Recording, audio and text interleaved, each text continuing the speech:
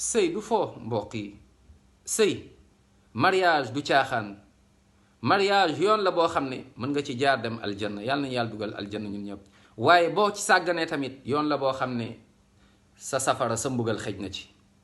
bu ñëpp nee da nga baax waaye sa borom kër gisu ko, xamal ni non des na. bu ñëpp nee da nga baax sa soxna gisul da nga baax, xamal ni non y a un problème. tey illa man rahimallah kër yi daanaka tas na.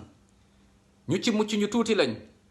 ñu ci mucc ñooy ñoo xamante ni dañoo xam ni lii yoonu aljanna wala boog yoonu safara, ñu bàyyi ci xel. nañu góorgóorlu mbokk yi. sëy boo xamante ni yërmande newu fa amatul sens. sëy boo xamante ni respect newu fa barke def fay jóge. sëy boo xamante ni muñ newu fa barke def ciy jóge. sëy boo xamante ni sóoraale woo leen yàlla, sóoraale woo leen ni yonent bi lu mu jàngale alayhi salaatu wassalaam ay problème rek la. sëy boo xamante ni subhanallah mbokk yi, priorité des priorités mooy ci kër gi. fexeel sa kër neex, sa kër rafet. sa priorité mooy d'abord sa borom kër. jox ko sa taar, jox ko sa temps. naam ci réseaux sociaux yi ñëpp di gis sa taar, ñëpp di apprécier. sa borom kër gisu ko, sa taarug jikko gisu ko, sa taarug macha allah jikko ju rafet gisu ko, sa taarug macha allah sëy gisu ko. la même chose yow mi di borom kër. sa priorité d'abord mooy sa soxna.